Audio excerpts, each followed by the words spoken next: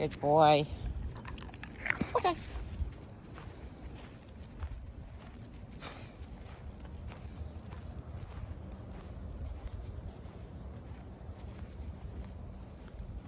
Come. I think he wants to poop. So I'm gonna specifically call him from that. Just so I got the power. Okay. I'm gonna let him poop if he wants to. I think he does. But that's the point. Or he just wanted to pee. So whatever it is he wanted to do, it was a bodily function. And I knew that's gonna be a bodily function just because the way he walked. So he's still peeing. So I'm not gonna interrupt the pee or poop, but I'm definitely gonna do this before. Just so he learns to follow, his directions, even if nature calls up. Obviously, I'm not gonna stop him for too long, but I'm definitely going to stop him for some time. Just so you know, because a lot of people is like, oh my God, he wants to poop, so he doesn't have to listen. No, he does. He does. Doesn't matter that, he held for all this time that he was in the house. He can hold this 5 seconds, so no biggie. Come. Good. Okay.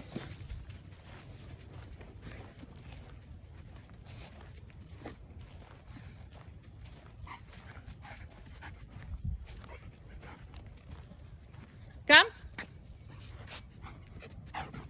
Good boy. Okay.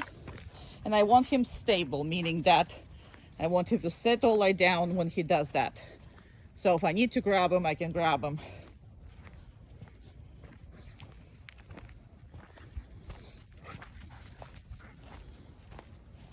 Come.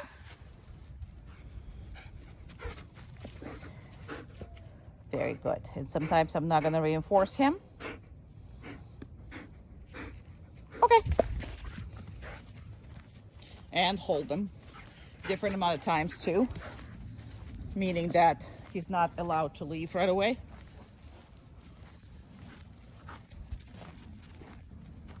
Come. Good. The reason why, he doesn't need to have treats anymore at this point, but the reason why it's on the video is because it's what I want you to do when he just gets there. So heavily use the food treats, whatever, when he just comes back, from me. So first 3 days, and then you can, slow down using the food for the next 2 weeks. And then after that, you should be on a random reinforcement, and your relationship should be a heck of a much better by then. Come. And that's the only response that the dog needs to do. You see how he just turned around and went straight to me. So no matter it is, the second he hears it, I don't care what the angle is, he needs to turn around and come back. Come. Good.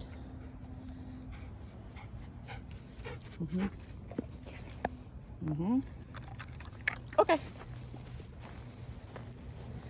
Come. That's better. Good. Very nice. Okay.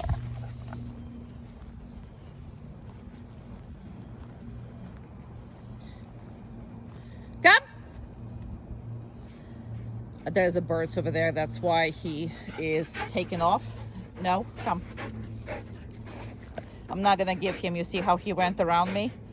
I ain't giving him nothing. Okay. And the birds are gone, so he's good.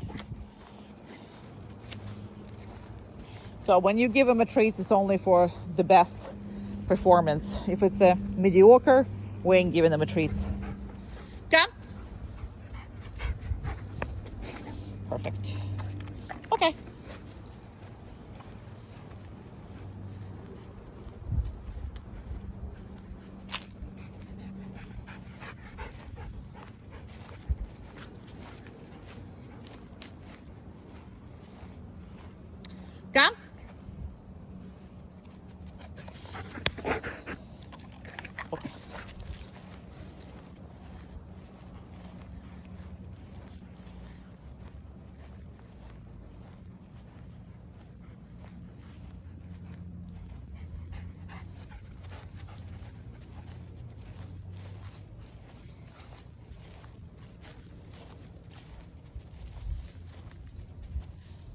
it's going to be a personal time.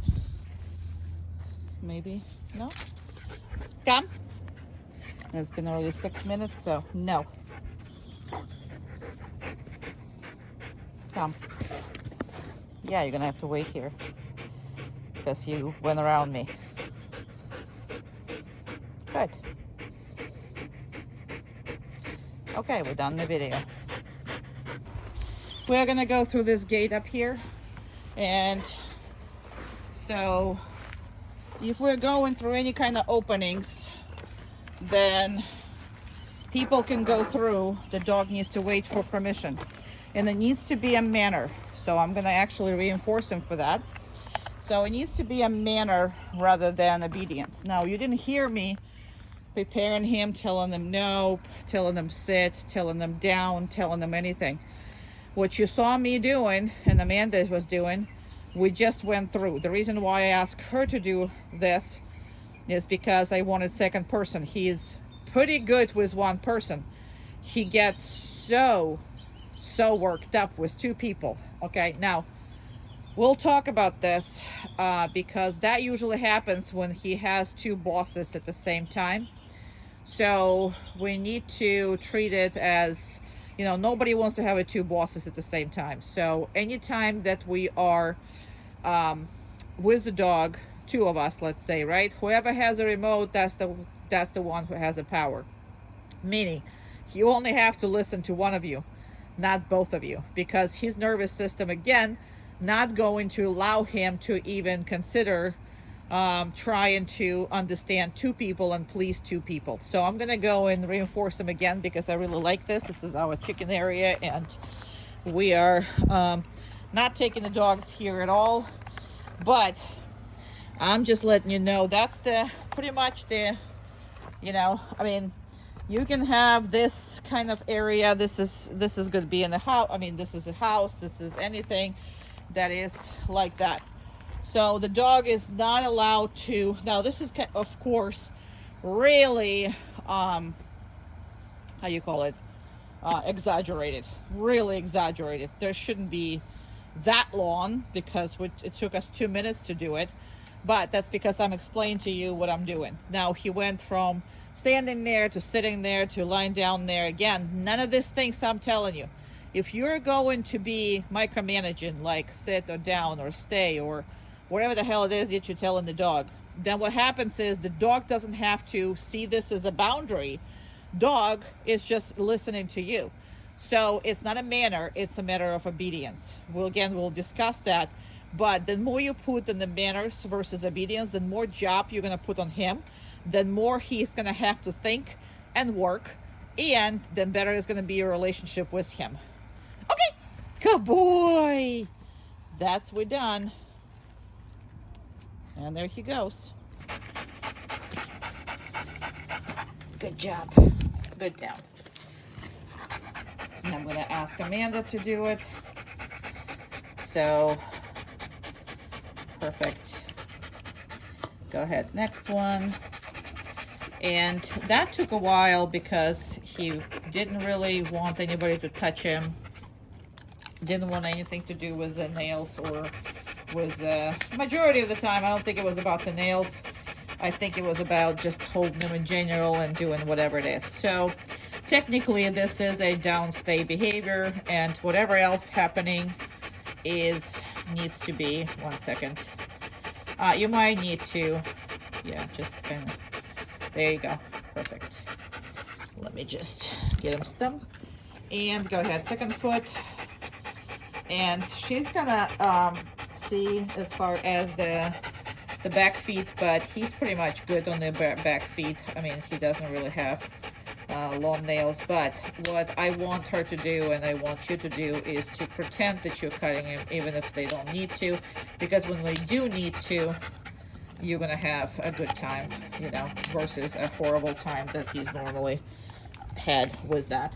Go ahead to the back feet and pretend that you're gonna be cutting it, but he doesn't really need anything. Good boy. What a good boy. What a good baby. What a good boy. What a good baby boy.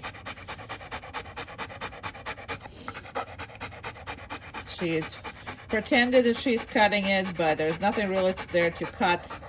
Everything is very good. All right. And let's do a mouth and then eyes and then everything else. So just touch the mouth. Go ahead. Good boy. Look and good. Give it to me. Good job. Touch it again. Good. Hey, hey. No. Good. Good. And stop it. Good job. All right. Eyes.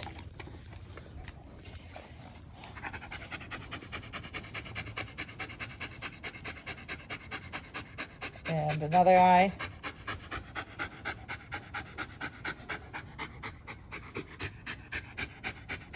Very good.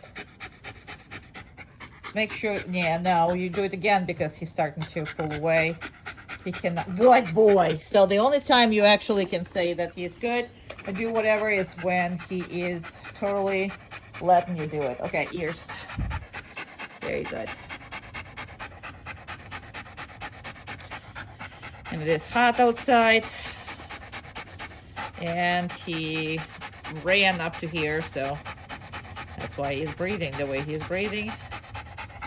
Totally normal. He is working himself up, so there is a lot of stuff that he works himself up. 2 hands, please, and make sure you actually see what's happening over there. So I want her to like literally look in it, manipulate it, go in there, you know, and good. Good. Good job. All right, and let's do the brushing thing. So brushing again, this is a downstay. So, but after that, I'm kind of, you know, starting to manipulate with him more so I can get to other places, but I'll scratch him down. I will do whatever. As long as he's not protesting and he is not a bronco, because that's what he was when he came in. You couldn't brush him. He was jumping up and down trying to get whatever it is. So everything is on the downstay. You gotta have to just push him and push him, meaning that work him on the downstay. Now, once he learns on the downstay, then everything else will be much easier because he's learning to be groomed and everything else while you are, yes, after that, I will really need you to do the tail. Males are sensitive about their tails usually, so doing the tail is extremely important on the dog and the practice in there. And again, he allowed me to brush him before he allowed her to brush him. That's why we're doing a video with her. It's very important that he lets, you know, people brush him. But again, this is, keep going, please. Different parts of the body, different stuff.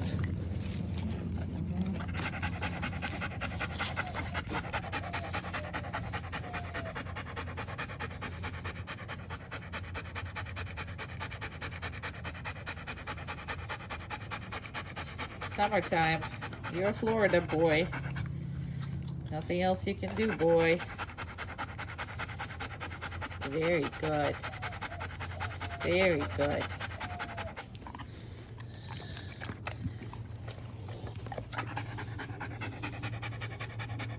So if it doesn't work without the leash, you're gonna have to put the collar and the leash on him and do it with the leash. However,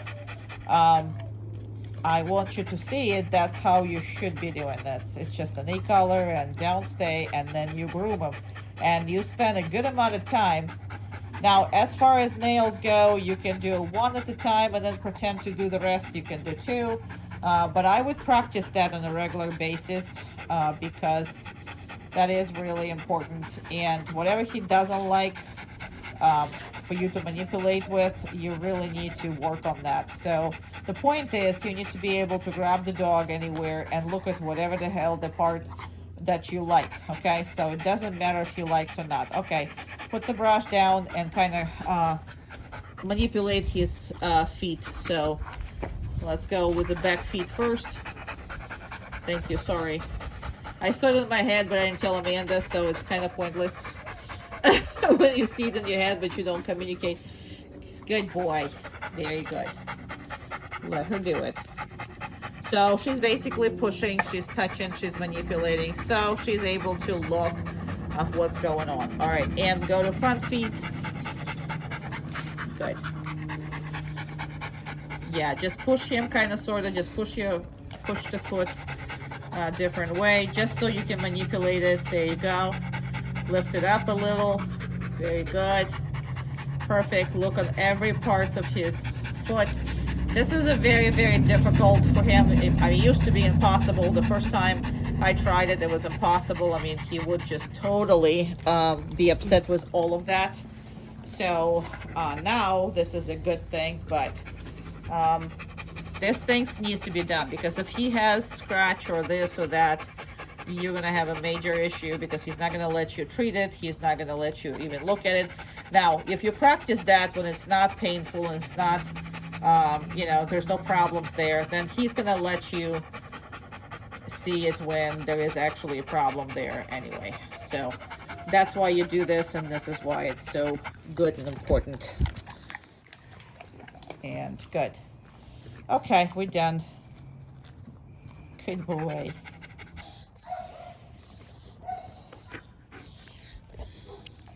Okay.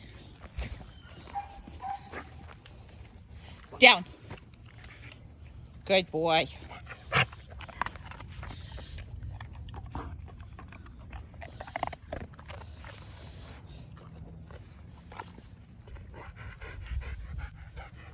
Okay.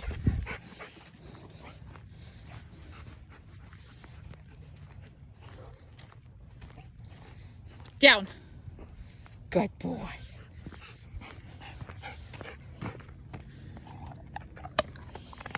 Very, very important exercise. Very important to control him on a distance. Look how pretty colors he does have. His looks are good. Everything else, not your fault, buddy. Okay.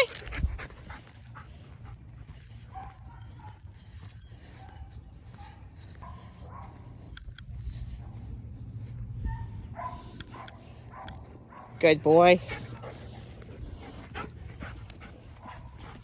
Down.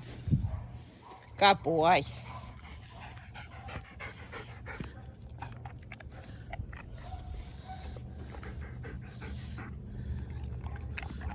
Okay.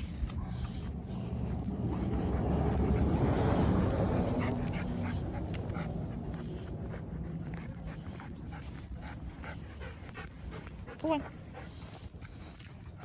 Down. Good boy.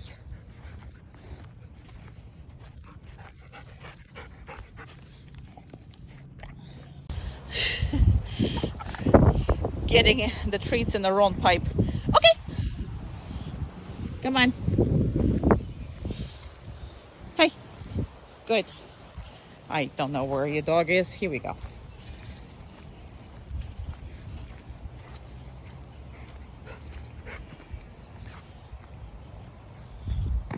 Down. Good boy. Very nice. Very, very, very nice. Okay. We had a female in heat for the class, so that's why you see him really interested in all the smells today, which normally you see him concentrating on me, but he is going nuts, marking and everything else. And apparently we forgot how to eat. Down. Very good. Good boy. Good boy. Now, you gotta listen no matter what it is. Okay. But yeah, this girl is getting a lot of attention once she left. Whole yard, all the males are... Wait, I don't have a males. except for him. Okay, well, a girl's interested in her too, so all right.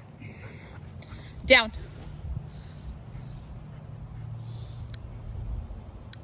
Nice. Too late. Now, he was sniffing the air. I understand he was distracted, but I'm not reinforcing that. Okay.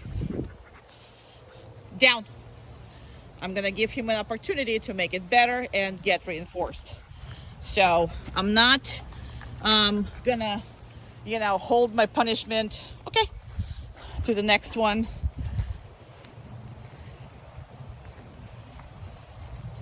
But yeah, everywhere she's been, he is all over it. Down. Again, as long as he listens. Now, you saw last time, I barely said DOWN and he was already gone. So this time around, I am gonna make him stay. So I'm not gonna release him. So that's all it is. I am not going to say stay or whatever. Down means go down and stay until I release you. But I noticed last time he got kind of crappy on this. It's like, oh, we're just doing downs. We're not doing anything else. No, we're doing whatever it is I'm telling you to do. And you have to always be in front of him. So you have to be in front of him. Absolutely have to be in front of him.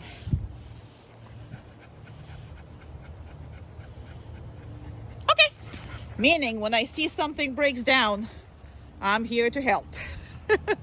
Meaning to work on it, right? So that's kind of what that is. But this is a very, very important exercise. Down.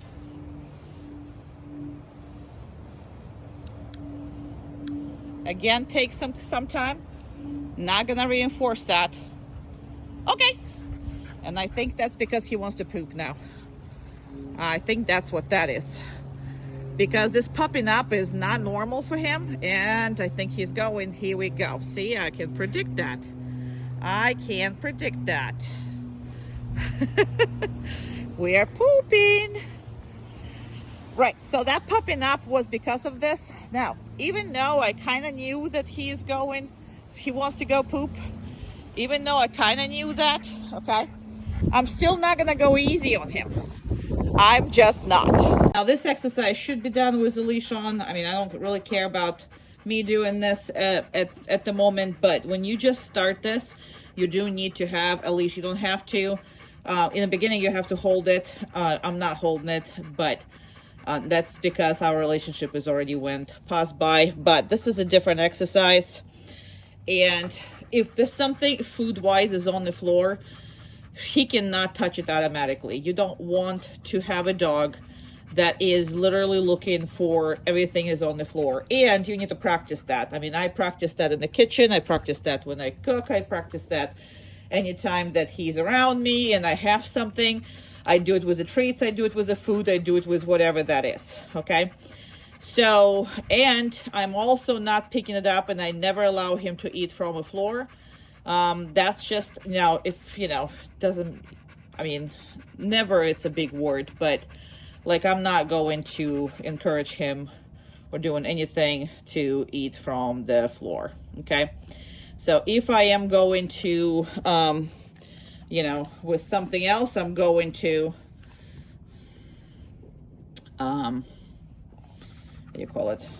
reinforce it. I mean, I can reinforce it with something, but I'm not going to actually let him have it from there. And all these pieces are going to be picked up and put back in the pouch. So he doesn't think that in the end he can eat that. So that creates more anxiety and more stuff. But what it is for him to understand that everything is yours unless you're,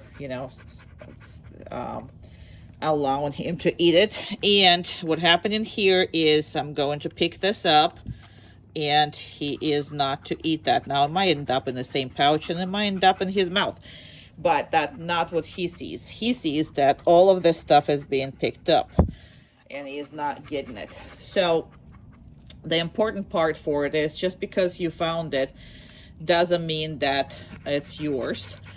And you cannot have it, and also is just because I I snooze, that doesn't mean that I lose. You know, that's just important stuff for you to practice with him. And he was very sneaky when I got him. If he can steal stuff, he will steal stuff. If he wants to something, he will steal it.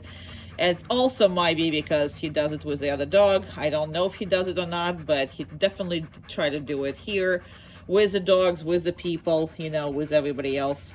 And he has another very, very big issues is kind of being held in place and kind of being constantly like, you know, in one location. He used to have that, and like putting stuff on and off, restraining him. He is like, you know, having issues with that. But so you gotta work on everything that he's freaking out about. If you see anything that he's freaking out about, you are going to practice that. And again, we will talk about this, but this is not an easy dog, and this is not an easy situation as far as what you got.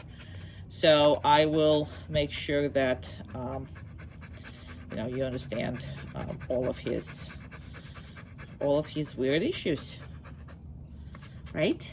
Good boy. He's a baby. Who's the baby boy, huh? You gotta look. I know it's almost dark. We're dark. Yes, we are. What is your smile? Here's my smile. Okay, good. Come on, in. Get in. Good boy. All right. So let me take this off. 1 second.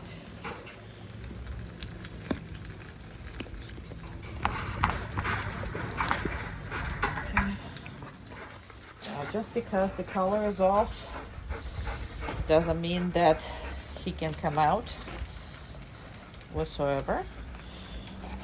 And I'm gonna close it up. Okay. Now this is not a crate that they're going into. This is a crate that we use like for emergencies or whatever it is, and the top crate is actually used for cars. So that is not a crate that they're usually ever in. That's why there is not even a what do you call it? It's not even a bottom in this crate.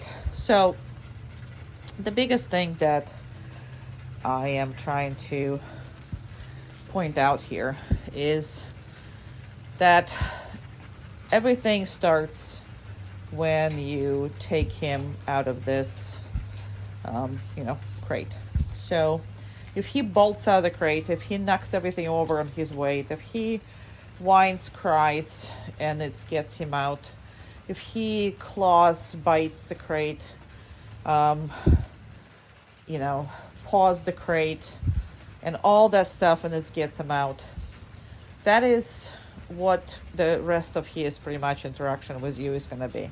Okay, so it's no different than, you know, like in the military or whatever, when they just get new boys in, they always start with making their bed first. So basically same psychological reasons apply to dogs and their crates. Okay, so the first thing first is they must be able to handle this. Good. So as of right now, what I'm going to do is, he was perfectly fine in this.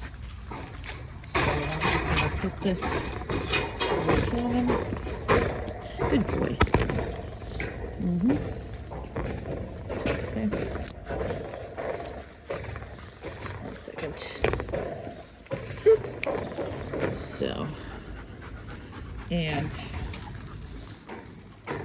just because the crate is open does not mean that he can go out, right?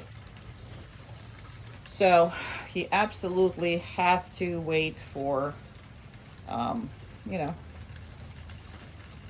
for us to release him. Now I always wait, especially in the beginning, I wait for complete relaxation and not pushing. He's kind of pushing, right? So first of all, he was pushy when I was putting the collar on, but he was a pushy for kind of sort of play with me in the crate.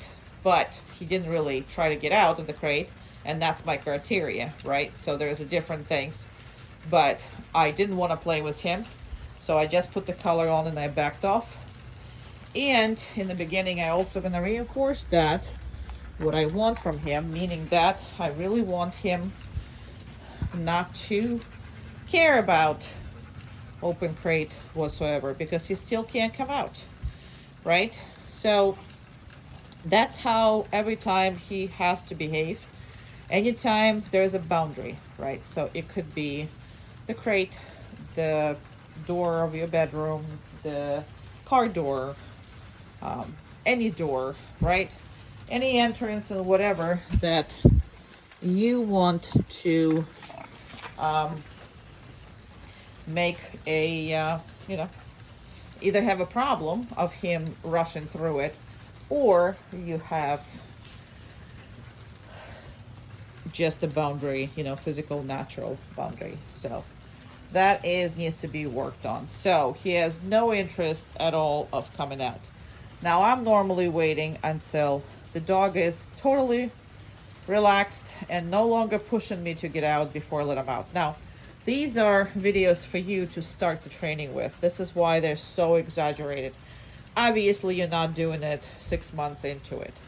Obviously, as long as he's nice, polite, and whatever it is, you open the crate, make sure he's not rushing it, and at any point you are releasing him. So yes, you don't have to make him that exaggerated weight.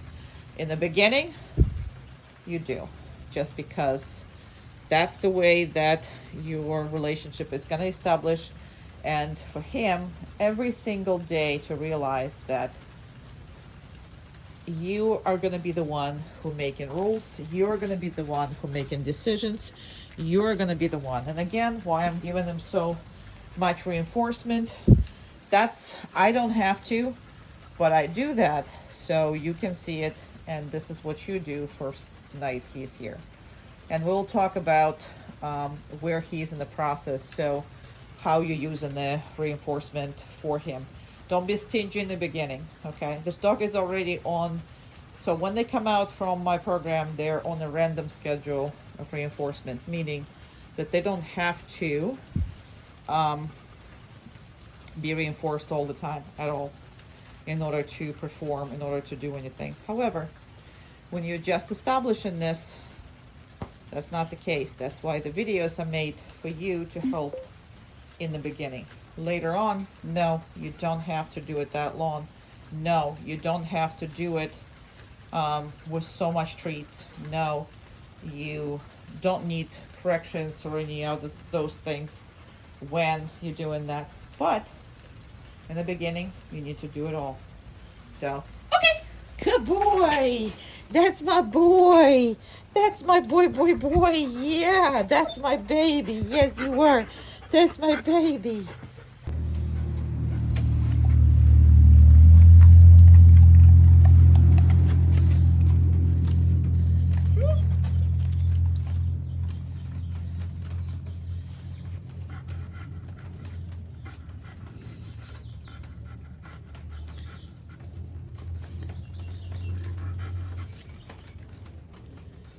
Down. Good.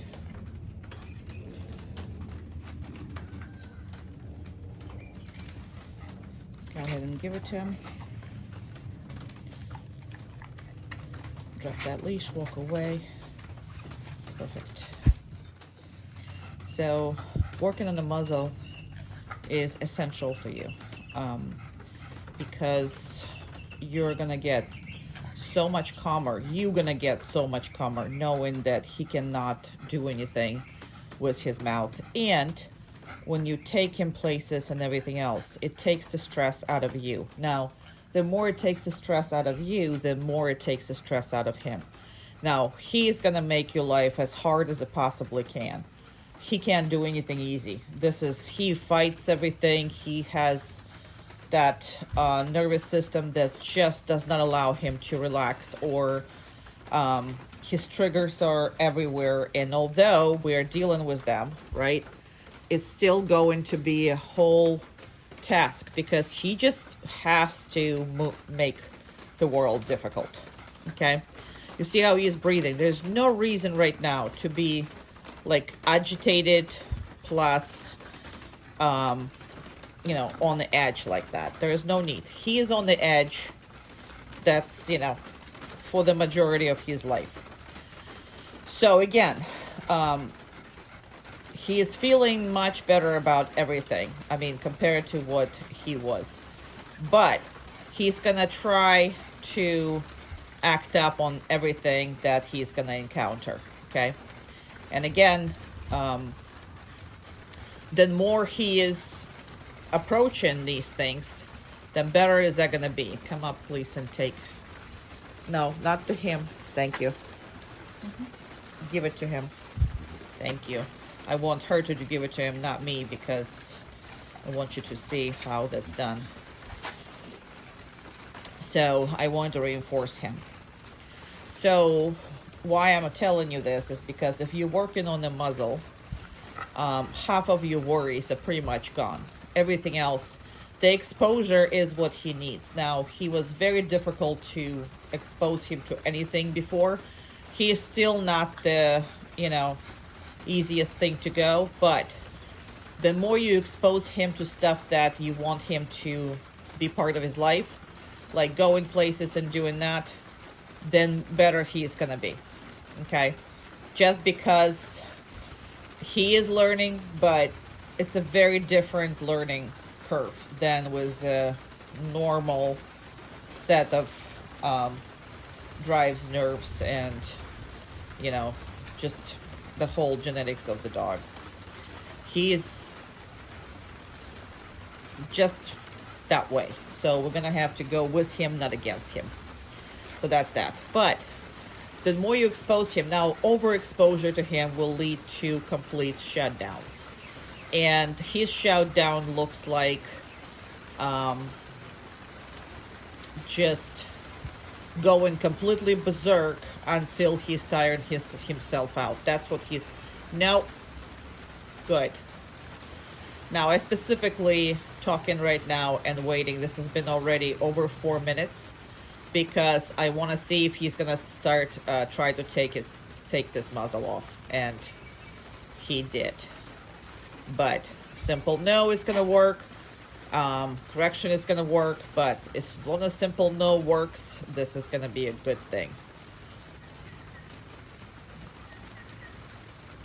So he works himself up to exhaustion, then he is exhausted, and then he has no power to actually pay attention to surroundings.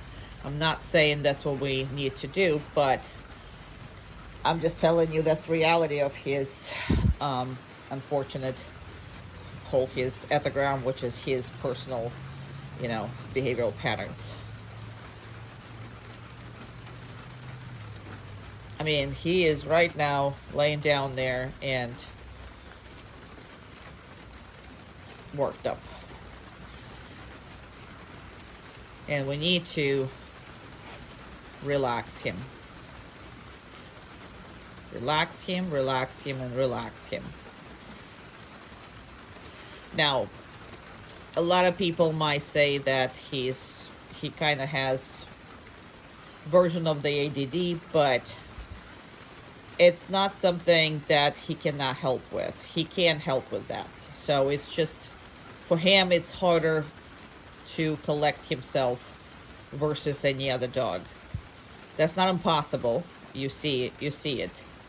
But it is harder for him than for any other dog. No. Good.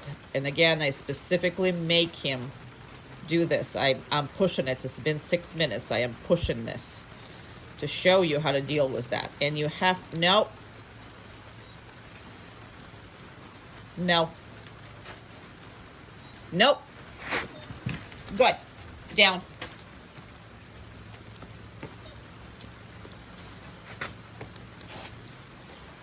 Nope. Down. Good. Now watch what's going to happen when I actually take the leash in. Down. No, down. Good.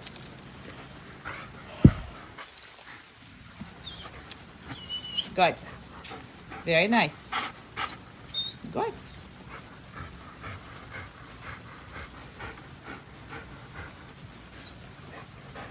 I am specifically pushing him because I knew that's what he's gonna do. And we're gonna wait until he's gonna come down again. Now with the leash, it's gonna be easier for me to get him, you know, under control and everything else. But good, good boy. Now I also didn't give him any food. You see that? Because I don't want you to consistently bribe him for everything. Now reinforcement is a good thing. Now I can reinforce, right? He relaxed, I can reinforce. Does that make sense? He relaxed, I can reinforce.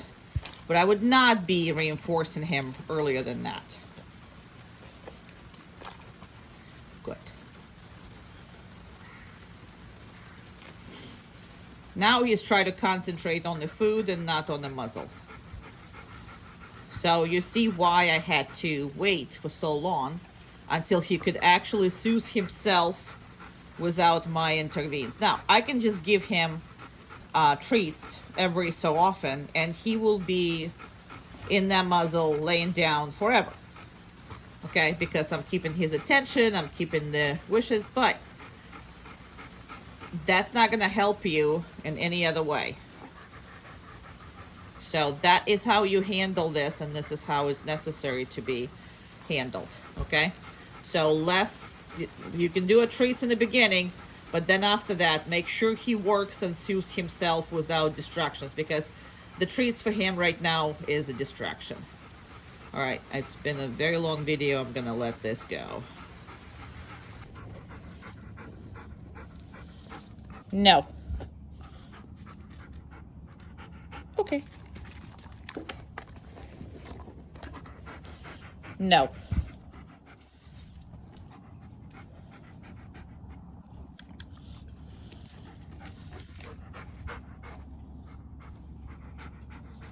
Okay.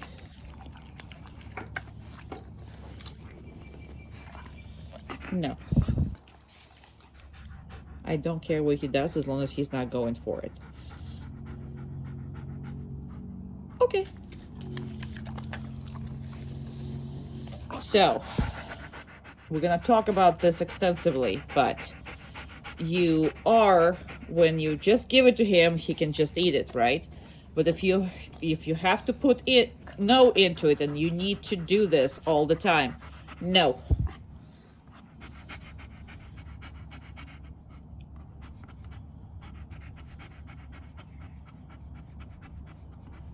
Okay. I mean, stop whatever you're doing right now, and that's part of it, right? Because that's what the whole thing is. We'll talk about this extensively, so I just wanted to show you, and so you have this as an exercise to do. No.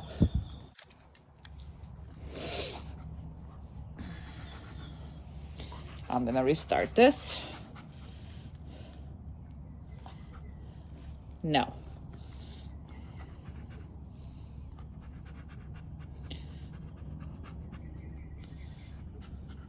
Okay. Good job. No.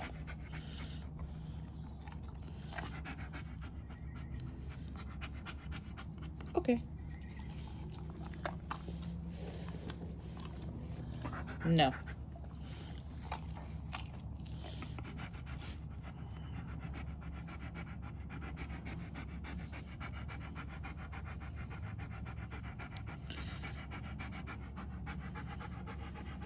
Okay.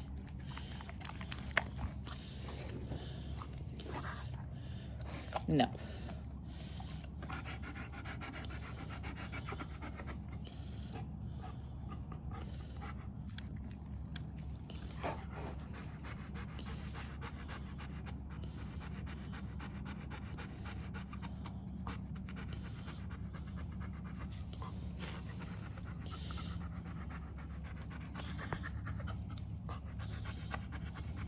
Okay.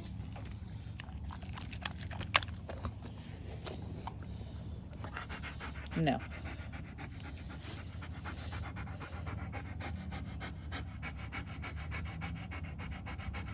Okay.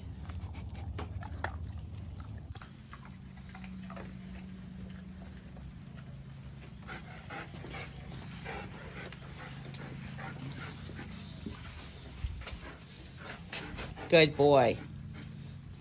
Very good boy. And she's just trying to avoid his feet. Very good. Come on, come on. Good job. Very good.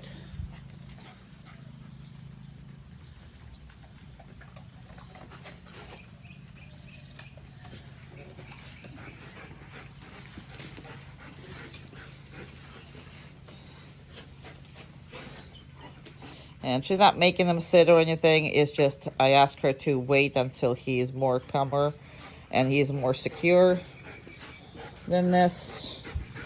Good job. And he's getting gradually irritated with her.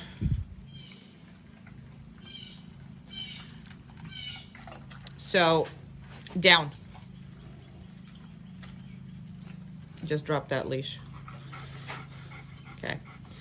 And walk away, please.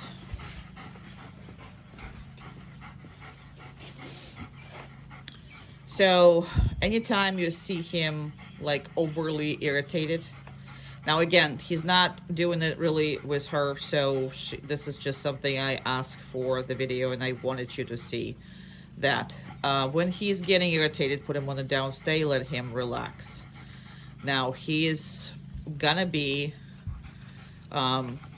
irritated because of a lot of different things. So if it's something new, which is her handling is different from my handling.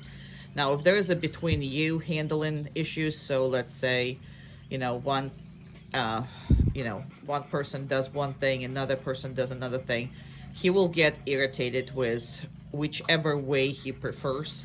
That doesn't mean that you need to stop doing it that way or try to be like so on the same page. No, just work with him individually, and he's gonna eventually come up to your to your preference.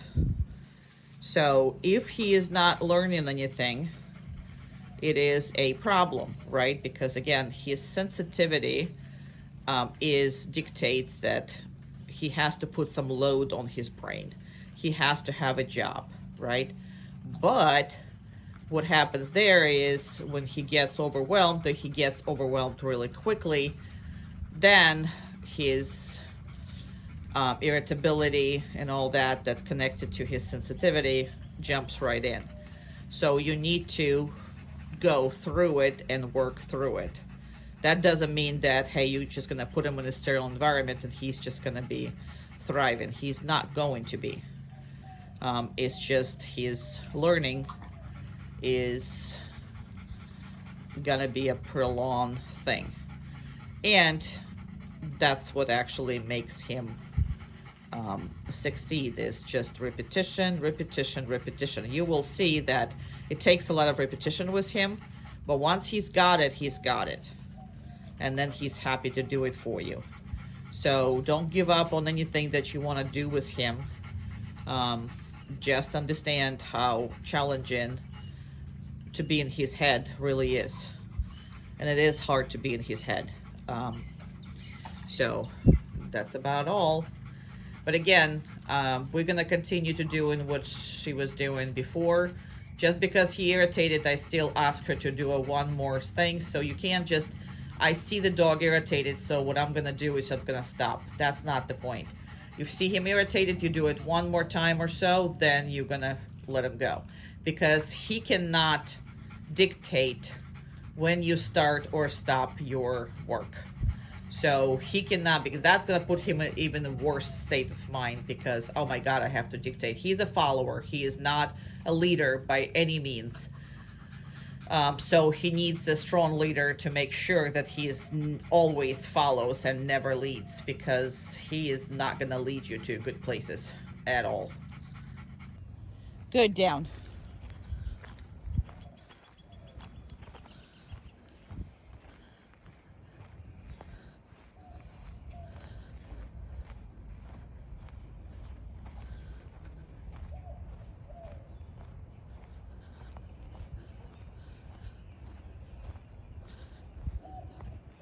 I'm gonna go behind these bushes and then I'm gonna stick my hand out and show your dog up close on the phone.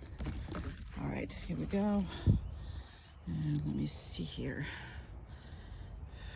5, 6, 1, 5. There's about that. All right, so I'm covered with bugs, so I'm gonna have to. Here we go. It was a little rainy during the day and the heat, so all the bugs are out. So anyway, the downstay is a very, very technical command and everything, because downstay is required for him to lie down and concentrate on the one spot and really don't move. He can switch body position if he is there for too long, and he can do, you know, turn pretty much around or whatever, but he can't be crawling, he can't be sitting, he can't be getting up, he can't be turning around, he can't be doing any of that. So because of that, it's much harder than, let's say, the place, and it takes much more energy from him. So you do need to get it, understand it, and use it a lot, because it utilizes his brain power, a lot of it. So a very, very important thing, just randomly putting him somewhere and make him stay. Now, even though we have neighbors, we have neighbor dogs, we have squirrels and lizards and all kinds of stuff, and there's Amanda also walking back and forth over there, so from the back door to the, you know, to all the other stuff. So even though there's a lot of things that are going on right now, there is still, this is considered to be a without distraction downstay. Reason for that is because this is his kind of sort of base of training, right? So this is where I train him the most. So this yard, although is very exciting yard, still going to be called a place without distractions. Now there's a bird right there, you know, he can see it, and he can absolutely, he's been watching it. That's how I actually know this is where, you know, the bird is. So we also have garbage people coming through over there in the back. So, and again, Amanda walks the dogs. So having said that, he can do without distractions anywhere from 10 to 20 minutes easy. With the distractions, maybe 3 to 5 minutes, and then he is really, really tired from this exercise. However, when he comes back home, you are planning the first couple days for a minute or two. In the first week, you're gonna be, and the bird just flew away. The first week is up to 5 minutes, and then after second week, more than 5 minutes. And you start working and working and working and putting money in the bank with him. So good, very good exercise. I'm only going to videotape 5 minutes because nobody really can watch this for longer than the 5 minutes. And I'm going to start walking to him shortly. And I can't walk with, you know, this magnification on. I have to do this. But this is how far I am. And I'm going to start moving toward him. And well, actually it's a 2, so that's where I am, but that's all right. So he needs to be a little bigger. So anyway, when I'm also going to come back to him, I'm not going to release him right away. I'm not going to approach him right away. So I don't want the dog to anticipate anything. So if I am going to leave him on a downstay, I need him calm, cool, and collected. So what I mean is I need him not to worry about where I am and not anticipate me letting him go. So we're not anticipating anything, right? So right now I'm just gonna be weirdly stopping here and just not doing anything. Now I can turn away, I can turn whatever. So he's gonna have to just accept that, and I can just turn a different direction and pretend to leave him. Again, that doesn't matter, because when you train him, you don't call him from the downstay, not until at least 6 months at least into the training. I'm doing that afterwards with dogs, whoever continue the training, but I will never do it for at least 6 months when you are actively training. Why? Because this place is not the place, I'm sorry, it's downstay, is a promise that I'm gonna come back to you. Now I'm gonna reinforce him, and I'm still not gonna release him. I might reinforce him again just because he's been a good boy, especially since the birders was here, but I'm not going to release him yet. And you need to practice this all the time, because you see how he is not anticipating to being released. He is not ready to go. So majority of people is like, oh my God, the second I come back there, I'm gonna release the dog. Well, the dog is like, hurry up, human, let me just keep going. I don't want that. I want my actions to be as mysterious to him as possible, right? So he can't predict my actions. That's what needs to be happening, because you're so predictable. Not you, I'm just saying, like, people are so predictable in their actions that dogs are just like, okay, well, they're coming back, so I might as well just get up, because he's pretty much to me. So no, until I release him, I am not going to want to create that anticipation. So I hope that makes sense, and we're going to release him now, I think. And again, if he's pushing you to release him, you're doing something wrong. So leaving the dog on the downstay or the place is a promise that you're going to come back and you're going to release him. That is how this whole thing works. Now, you can release him both ways. You can say, okay, we're going to talk about that, or you can tap him, which is, I created that both ways for you, so you can use whatever it is you're comfortable with. Okay.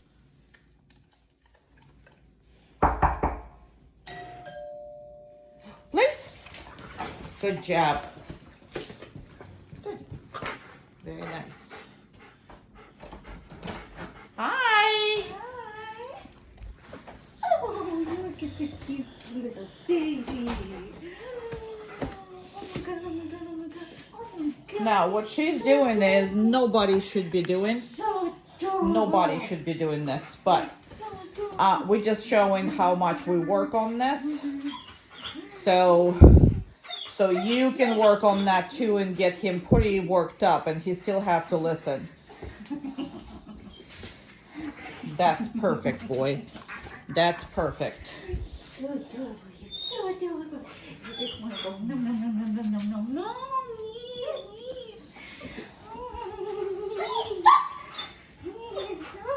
And actually try to sit down there, please, because that's usually makes him perfect. Perfect boy. All right, so this is how never anything should be approached, okay? So this is just, we do that to control his emotions and to show you how you have to make it harder and harder on the dog so nothing bothers him and he is listening to it. Now Amanda's gonna actually show how she should be coming in. So go ahead over there.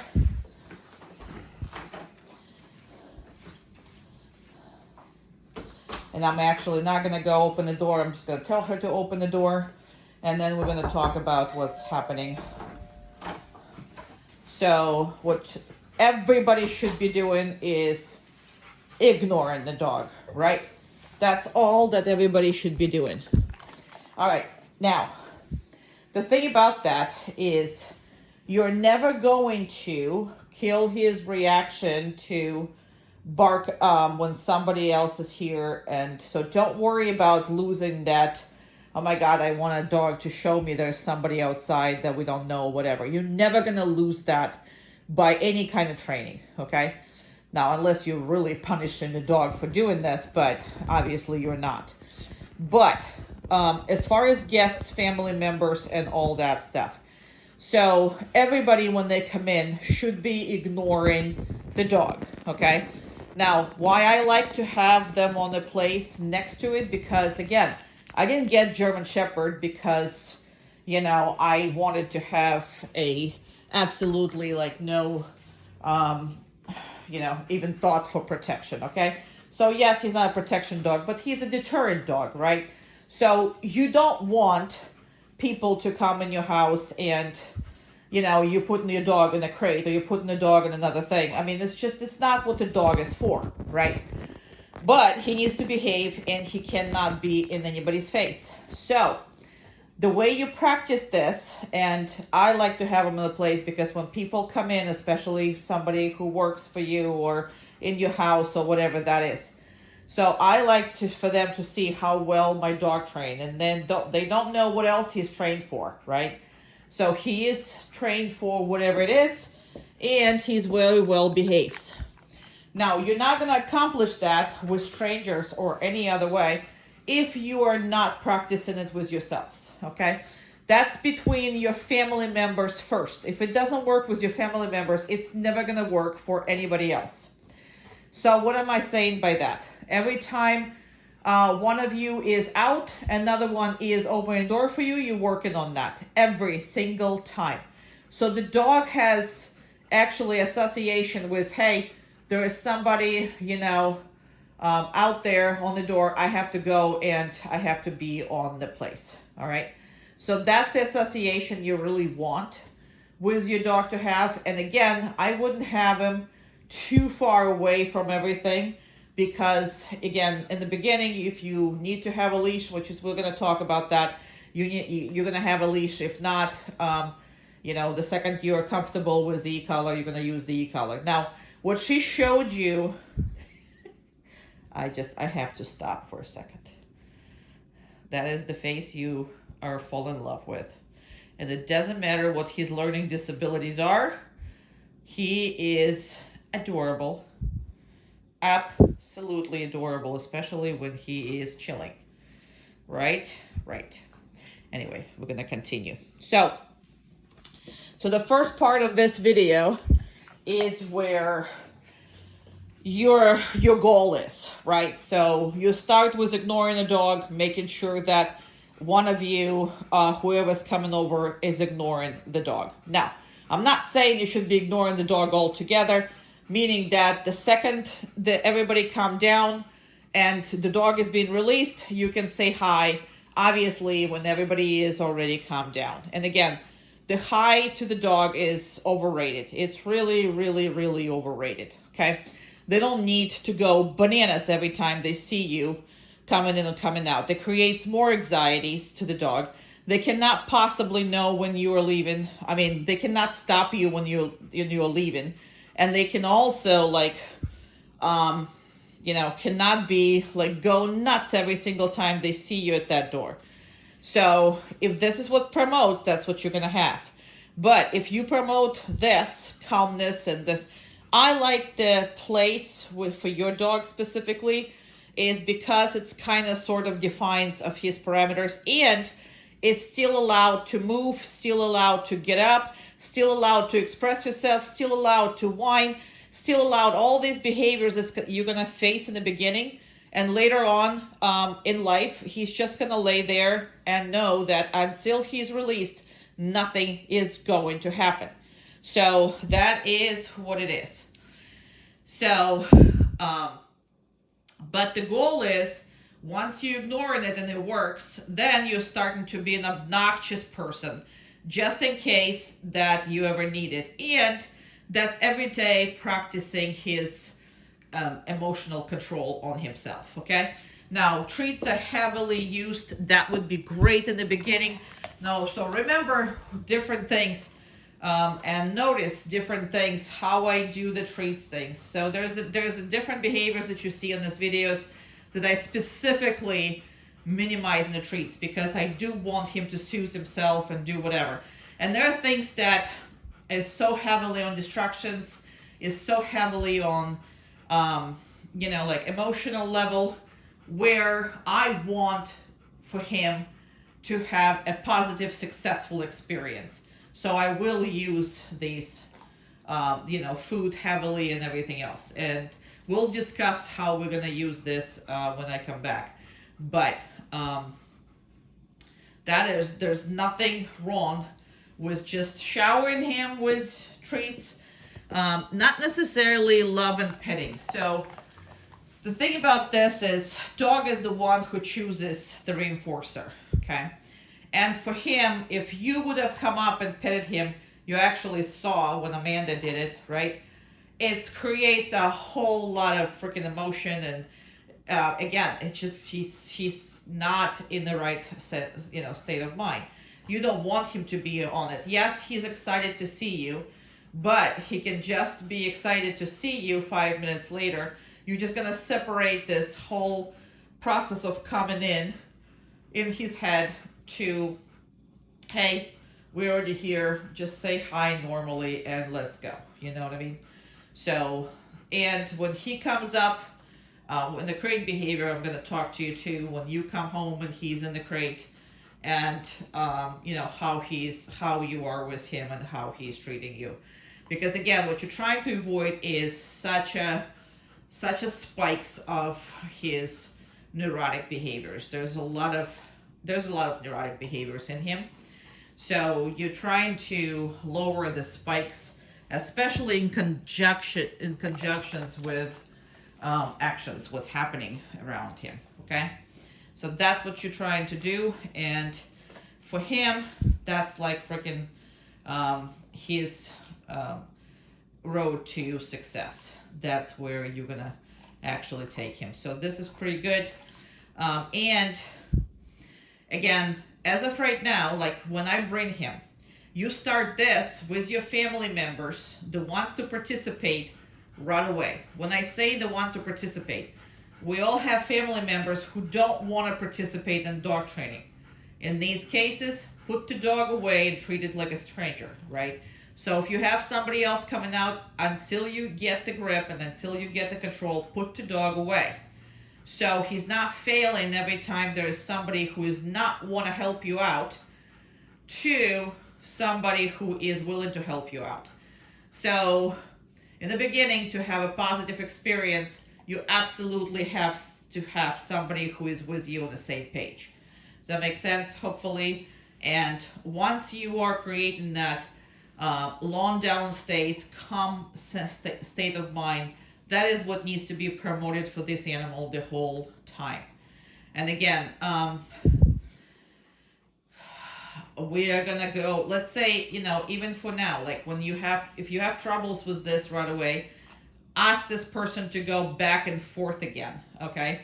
So for example, I can ask if let's say it was hard, not like what you saw in the video, but let's say it was hard. Amanda, can I ask you to just go over there, knock on the door again, ring the bell, whatever the heck it is, okay? Now, these kind of repeat things is so good for him. Why? Because it gives him a chance to be good again, right? Good job. Now he turned around, which is fine. This is what the place is all about. This is why it's easier for him to do it, right? He turned around, he can get up. So that's why I like the place over anything else.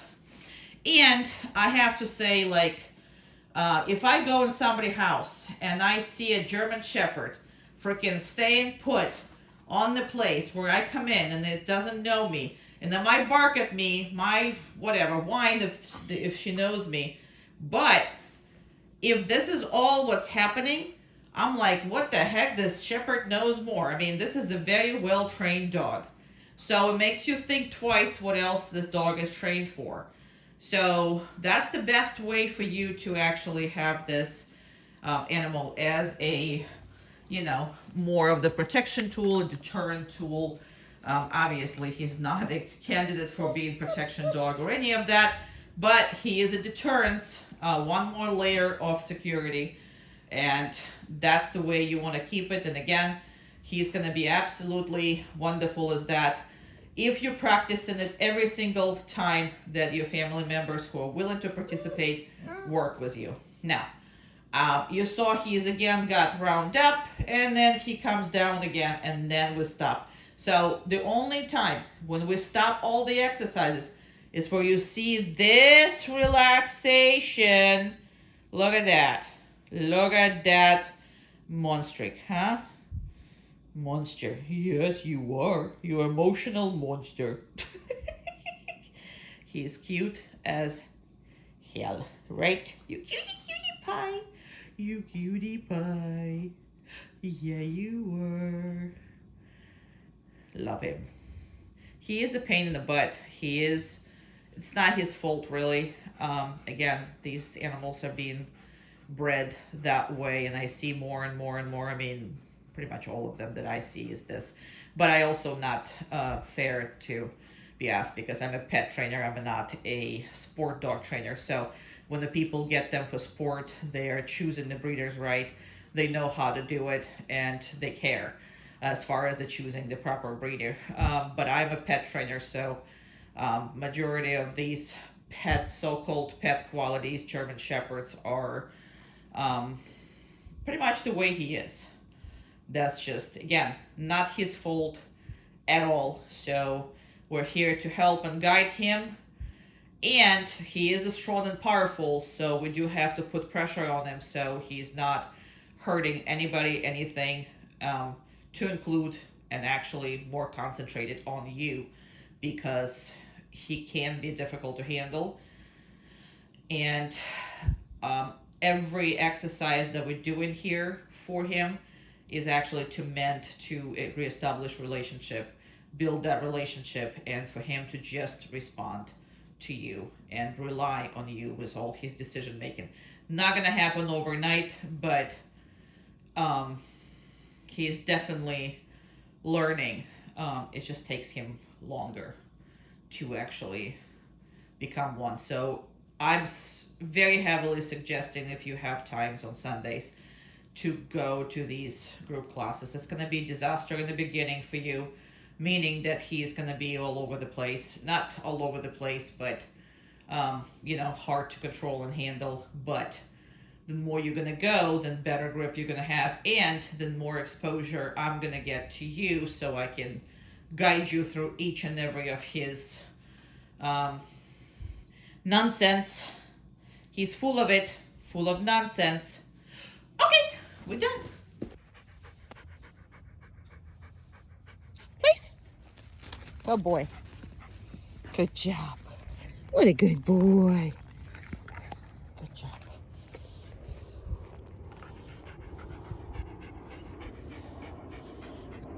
He is consistently worked up like that. And don't be scared to work him in that condition, because it's this whole excess, a whole extra things that he doesn't know what to do with has to be channeled. And he is very much worked up right now. One second. You saw how he was breathing, how he can't find peace in himself, and this happens a lot with him. So there's a lot of times that he cannot. Oh my God, I'm getting attacked here and completely eaten by mosquitoes or whatever. So anyway, so he is worked up, and he gets worked up, especially like in the evening when it's not that hot, and he decides that he wants to run around and he wants to just take all this energy out and play and do whatever. So don't be worried on working with him during those particular times. Now, place is a good one. It's easier than a downstay, obviously, because the dog can sit up, dog can stand up, he can turn around, he can move. He cannot be doing this on the downstay. So that's just the way it is. And absolutely, you gotta work him like this. Don't just run him. So what I usually say to people, don't just hot work your horse and then take it to riding. So if you're gonna do that, if you're gonna play with him then do obedience, then you're always gonna have to play with him. You have to work him in the worst possible moods of his.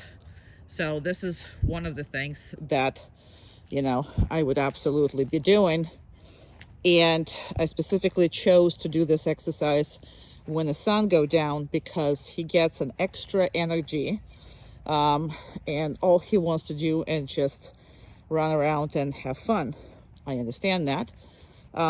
After you work with him, you can absolutely play with him and let him run around. But again, don't be scared to work with him. I am going to actually reinforce him, and then again, I'm not going to release him just because I come back. So I don't want him to anticipate to get off of this. So I'm just going to reinforce him and walk away. Now, as far as place goes, is really, really beneficial because, again, place can be anything. We'll talk about this, and we will introduce him to the place in your house. And it's literally can be anything. So I'm not training anything specifically. I actually am generalizing this understanding. It could be any kind of platform. It could be a freaking chair.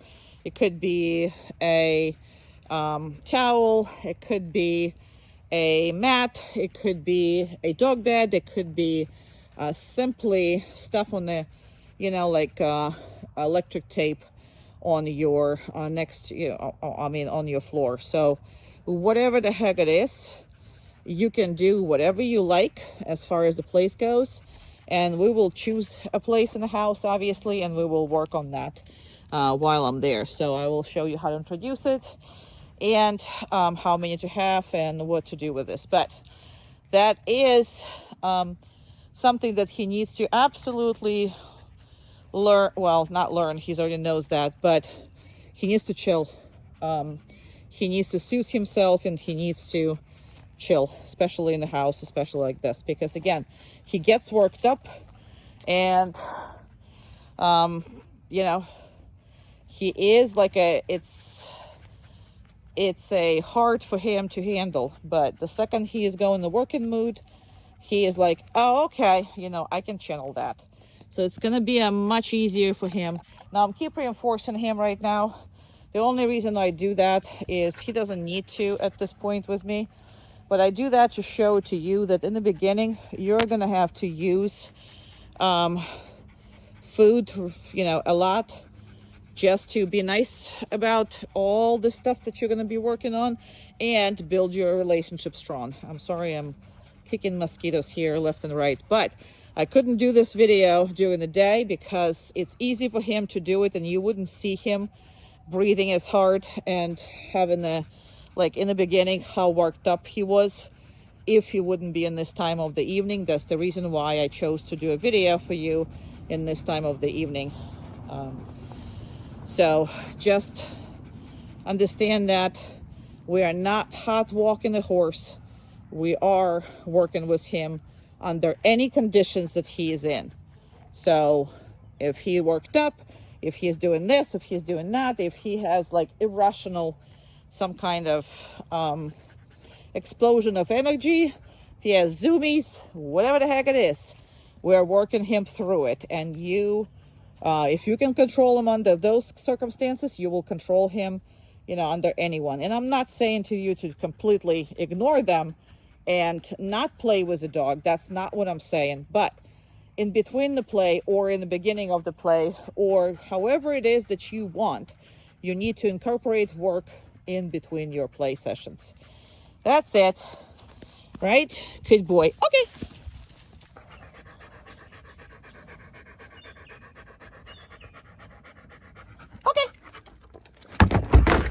Good boy.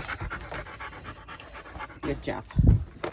So, as you saw, that the biggest issue here is the fact that he needs to wait his turn to get in the car, wait his turn to get out of the car.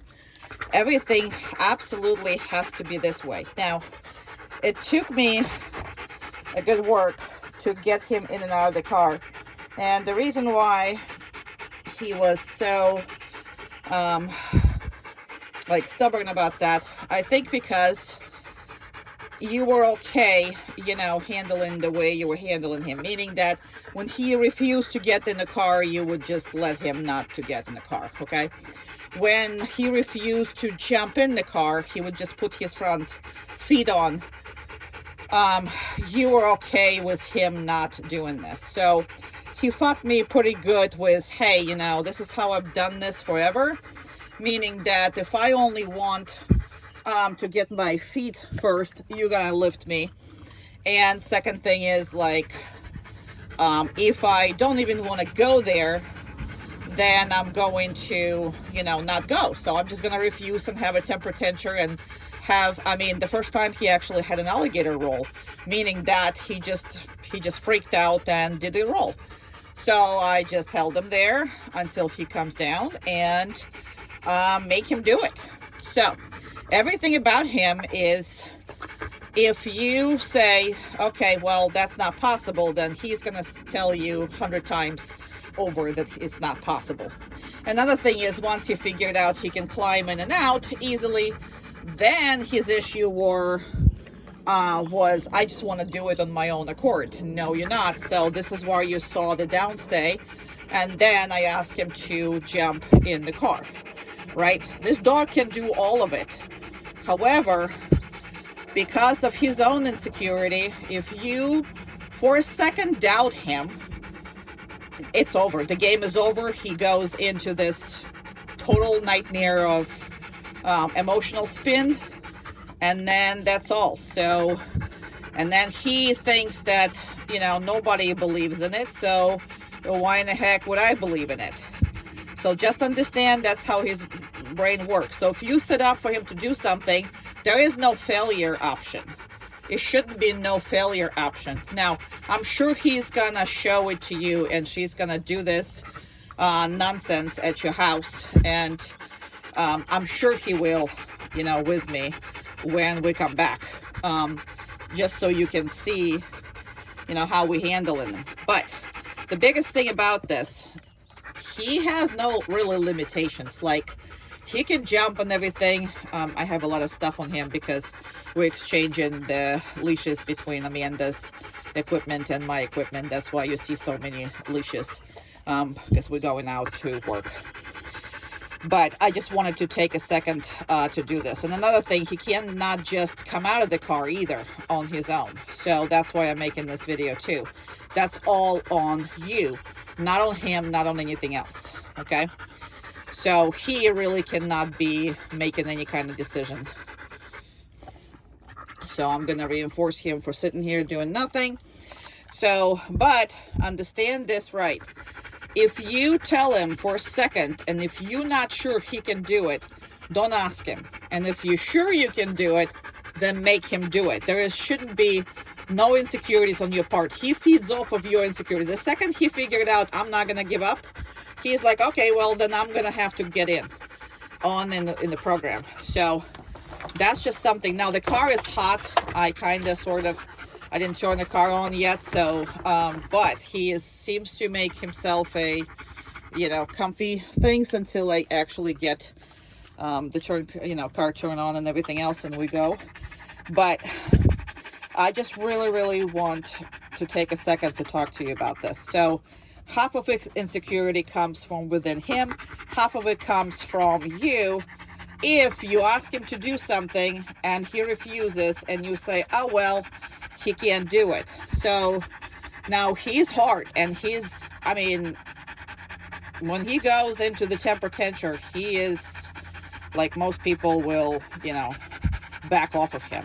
But I'm going to show you how to deal with this, and you really, really have to be strong for him. Now, once I commit to anything, he follows.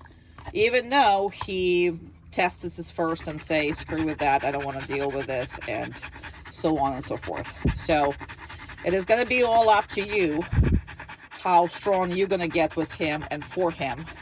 And then he will follow. So, yeah, you're a pretty boy. You're a very pretty boy. Yeah, you are. Who's a pretty boy? Are you a pretty boy? Are you getting in and out of the car like a champ?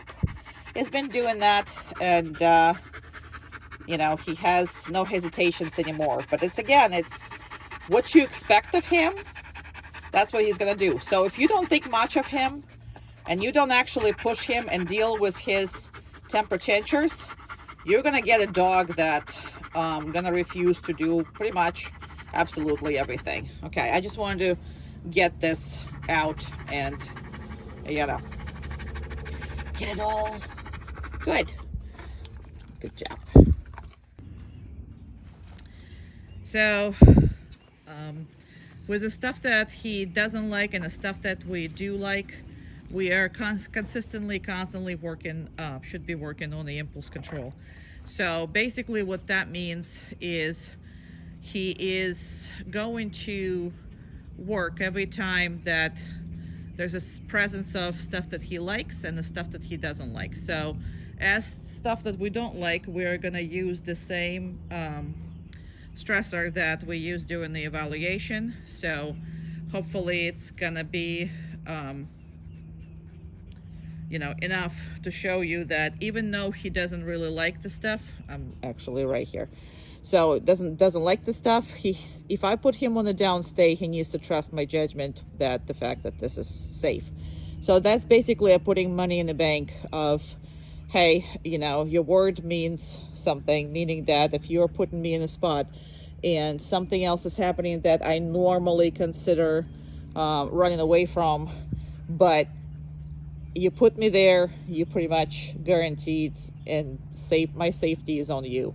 So every time you practice this, you're really making a dent in your relationship, because every time you reinforce him for it, every time you guys are happy after this, surviving the situation, all of this is create better bond. Go ahead and let's start with the shit that she doesn't like.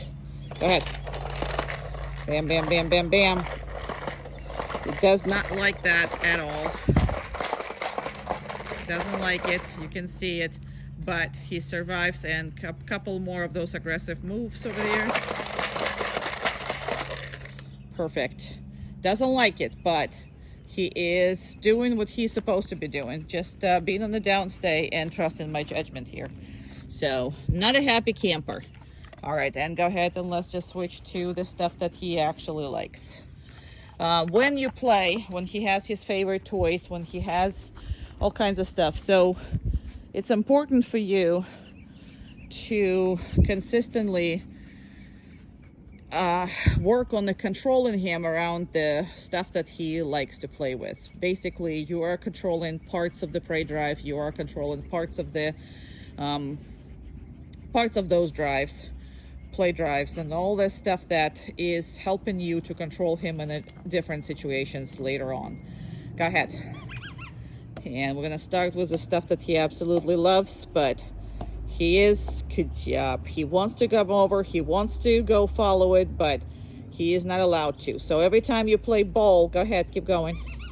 Every time you play ball, you play, then you do a sum of the impulse control, and then you come back to playing.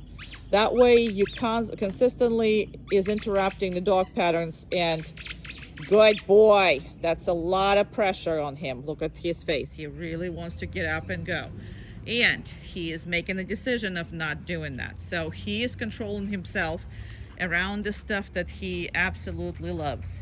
That's very important for you to practice with every of his.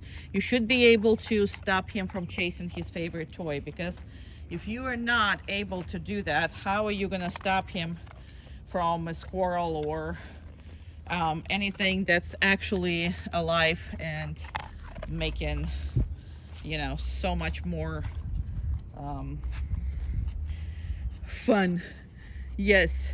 So if he's having fun with you and you're consistently working on controlling him during that fun moments, then you're so much closer to actually controlling him during the partial presentation of these drives in the real life. So that's what your goal is. That's what you're trying to accomplish. And again, right after these exercises, it doesn't have to take that long. This is just a video. Normally I play, I do one exercise, and then I continue to play with the dog. So, but it is definitely helps you controlling him while he is under certain drives. Now, as I always tell you, to release your dog, you're gonna come back and treat it as a promise. So stay or place is a promise. Okay, yeah, he's a good boy. Good boy, and we can go play. Yeah, yeah. Place. Good boy. Okay.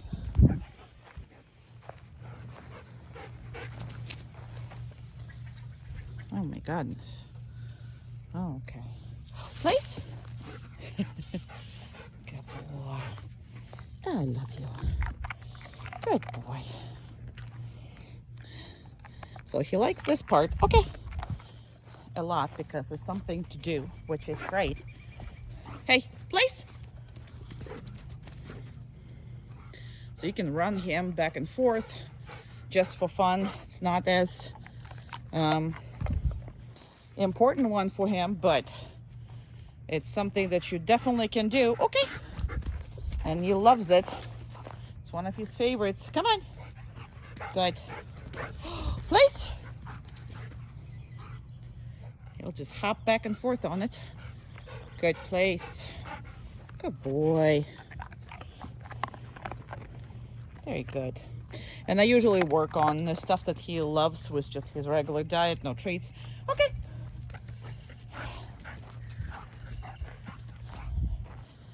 Come on. Not by yourself. If you go by yourself, nobody pays you for it. And he will do this. Come on. And don't pay him for it, because he will just sit there. Please. It should be when you said it, not when he went to it. Unless it's some kind of, well, you made a hole. And I specifically do this so he knows, okay, to kind of sort of sit. I specifically not making that easy target. So I want him to understand, okay.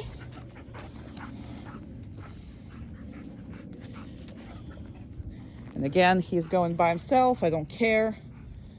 Come on. Please. I only care when I say it, not when he said it. And remember, place is all 4 feet on it. Doesn't have to be sitting, doesn't have to be down, doesn't have to be anything.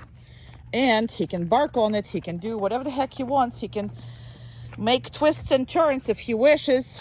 As long as he is within the boundary of this. Okay. Place.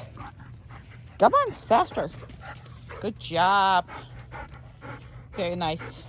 And as far as if treating him, okay. I normally do this when he's at least sitting or laying down, even though it's all good. But I do prefer more stationary position than this. Place. He'll do this all day. Literally. All day. So he kind of knows that although I am happy with him, until he SIT or he's DOWN, he's not getting treats. So, I mean food, whatever. Okay. And he goes by himself again. No, he chose not to. Perfect. Perfect. Perfect. Please. So I'll do more often when he is not choosing on his own.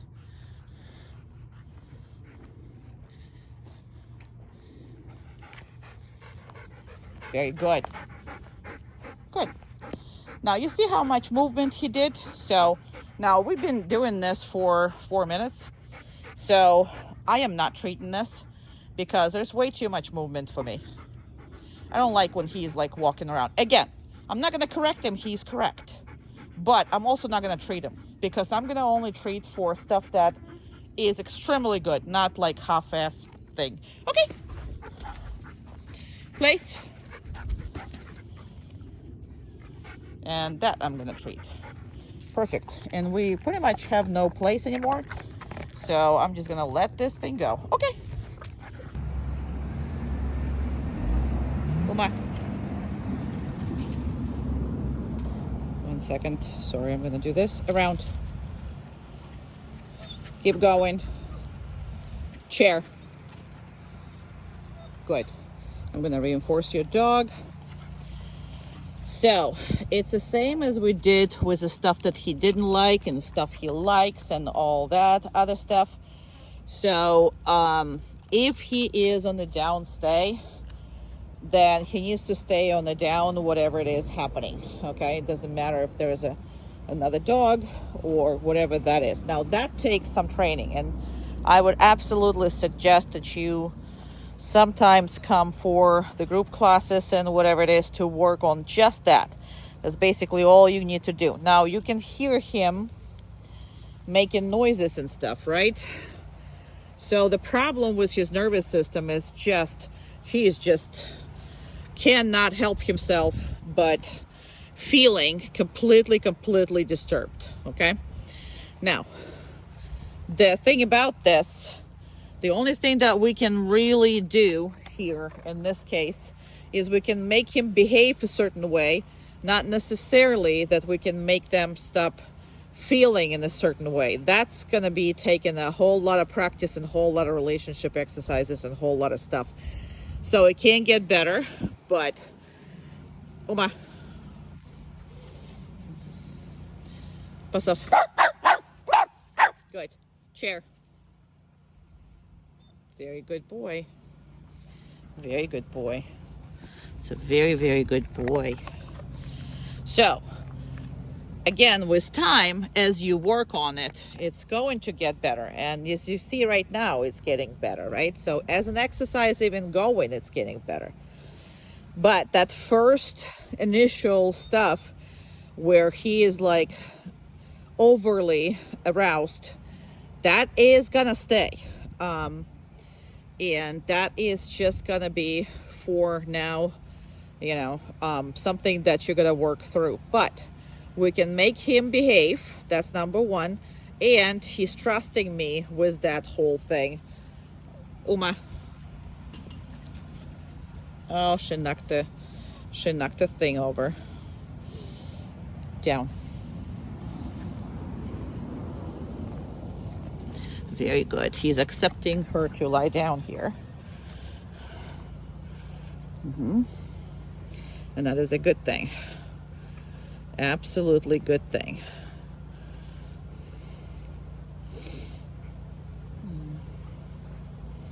Very nice. They're very nice. Now my dog is a little snacky poo for a shepherd this size, and was his feelings about that. And the fact of the matter is, it doesn't even really matter that she's a full female.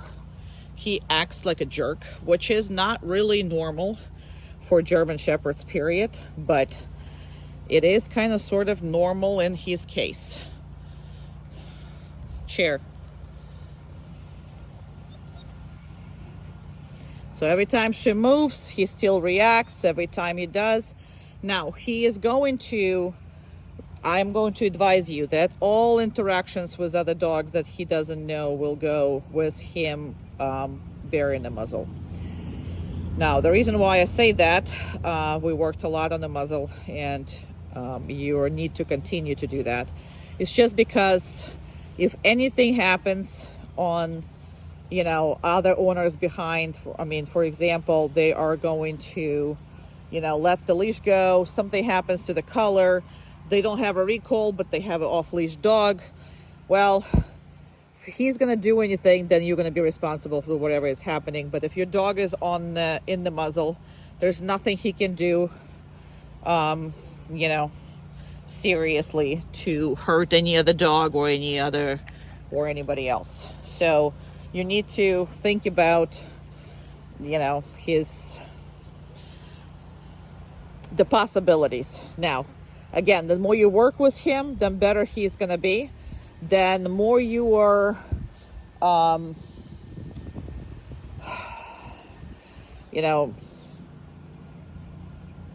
precise with him, I have to say. That's probably the word I want to use. So when you are correcting him, when you are working with him, whatever it is that you told him, he needs to follow through. he is a young male without any direction. He is going to get to what we already saw where he was before. So he consistently need to have a direction, consistently. And everything should be not on his term, but on your term. So in that case, you're going to have a dog that could potentially relax. I mean, he's not relaxing. But again, the possibility of his nervous system to actually handle any kind of situations is just, some of it is out of his control. And what I mean by that is all his physiology symptoms, the heavy breathing, that he can control it in the head. You can see it right now. He wants to go, he wants to do all this. Now, the reason why I have left a leash on him is because, do I actually trust him? No, I don't really trust him, not with my little dog, because it's going to take him literally one bite to, either completely injure her or whatever. So the leash is there for me to grab on and do whatever, even though he is off leash trained. But again, with his nervous system, I'm not trusting. And it's abnormal for a male to treat a full female like that. Normally they are, specific. There's a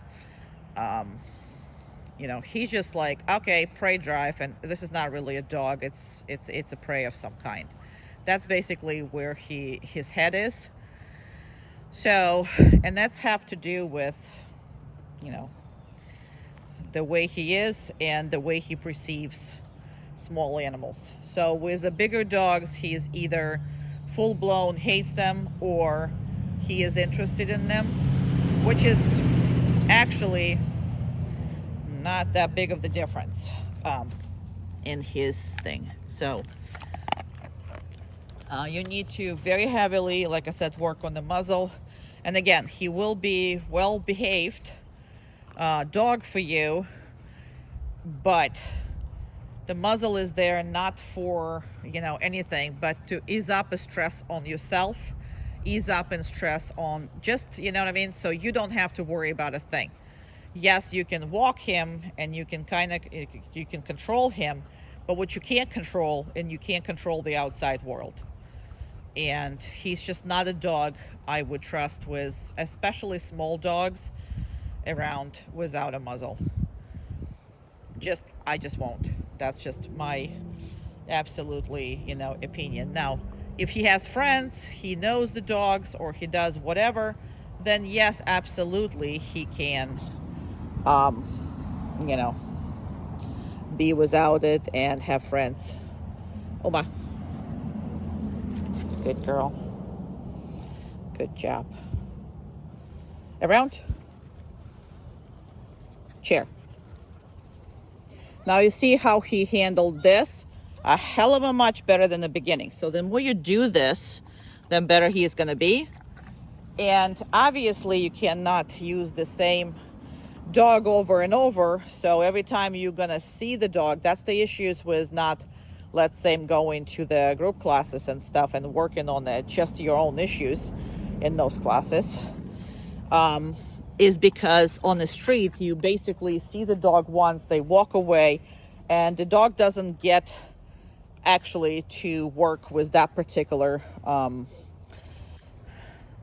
stressor. You know what I mean?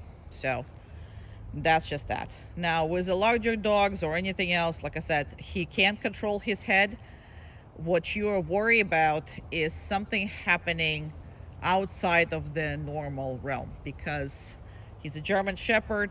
If he's encountered off-leash Yorkie, no matter what that Yorkie do, and if it gets underneath him, that's going to be basically, a bad situation for you. So, and again, will he do anything? Will he actually follow through with it? We are treating him just like we are treating, I treat dogs like that, like I treat guns. Meaning that every gun is loaded and every gun is capable of going bang. Same with a dog this size, this genetics, and absolutely these nervous system. That's just what it is. Again, he can control himself, but anything goes wrong, you're in trouble. And you not need to be in trouble. Because if you have a muzzle on that dog and you can walk him anywhere you wish, and you're not gonna even worry about what's happening, because no matter what's happening, you're covered. No matter what's happening, your dog cannot do anything to, you know, get you in trouble. And that's the peace of mind is what you're actually looking for. We are done. Okay, I can't do that.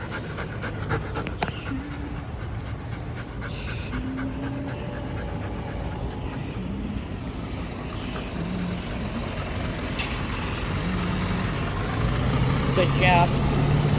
Very good. Very good.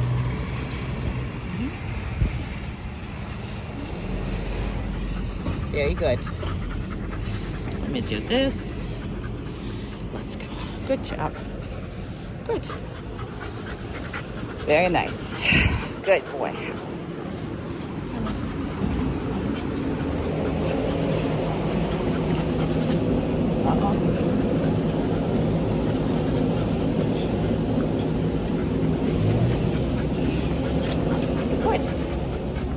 Good job. Good boy. Very nice. Down. Good job. Very good boy. So it took him a while to actually enjoy walking here. I mean, it's really taken him a while. There's people over there. But he is enjoying now walking. So good. Good job. A bunch of people over there. Good boy. Very good. Down. There's the birdies. Good boy. And I don't have enough hands. You should be reinforcing it. I would have plenty of hands if I didn't have to have a phone on my things, but there's a birdies here, there's this there, there's your puppy here, doing really well. Good job. Now you notice how I don't micromanage what I'm doing, pretty much whatsoever. We're just walking. Good job. And this is my setup. I just have a leash. I have a e-collar here on my hand. Now this is not going to be your setup right away because you're going to have some troubles with it. But people, okay. Good job.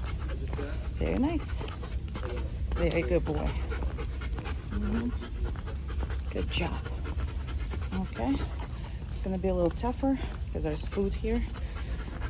When I stop, if he stop, I'm happy, but I will most likely say down.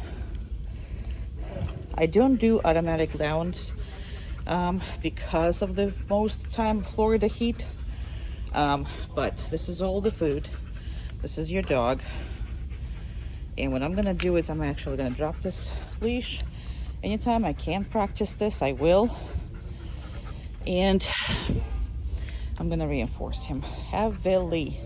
Heavily reinforce him for everything. So with him, it's literally all about leadership and all about him totally relying on your confidence, your strengths, and your,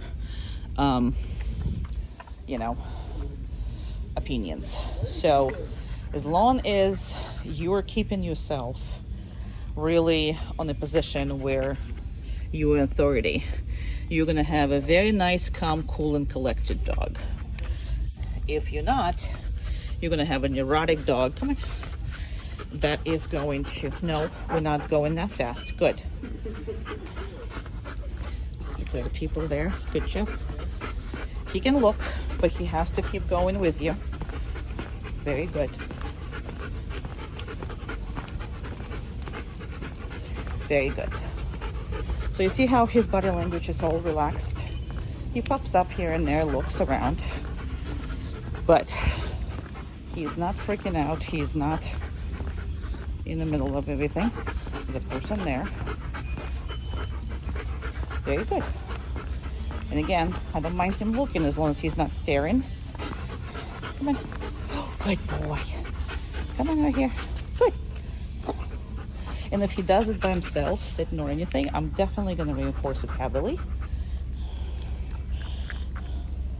But I don't want him to do it because if there's a lot of sun and everything else. Down. So a lot of times ground is so bad that, you know, you really can't do any of that. So we're going to have him on this. And there's people over there. Good job. You can look, but you cannot do anything else. And there's people behind us. People over there. Good. Very good. Very good. Good. Mm-hmm. Mm-hmm. Mm-hmm. Mm-hmm. Mm-hmm.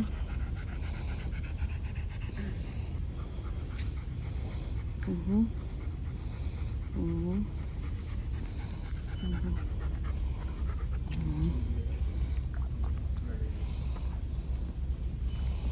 Mm-hmm. Somebody's coming in behind me. Very good. Good job. Good. Thank you.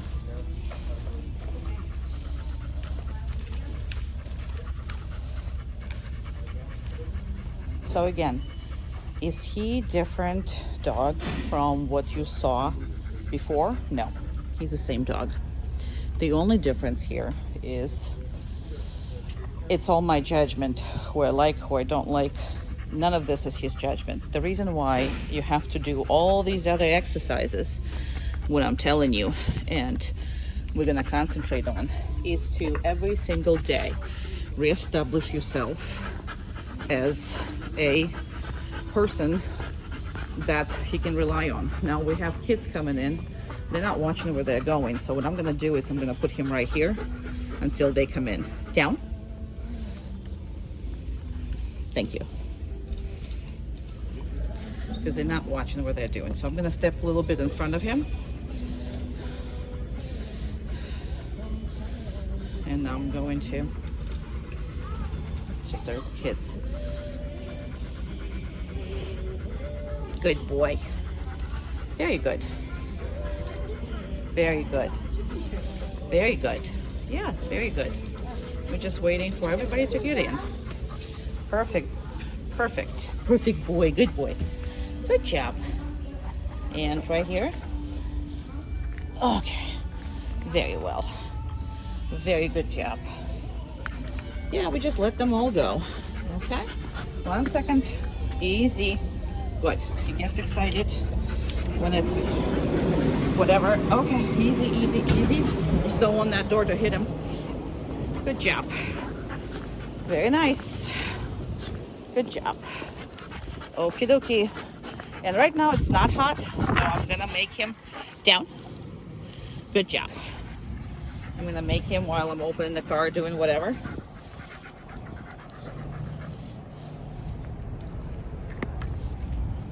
Very good. Okay. Uh-huh.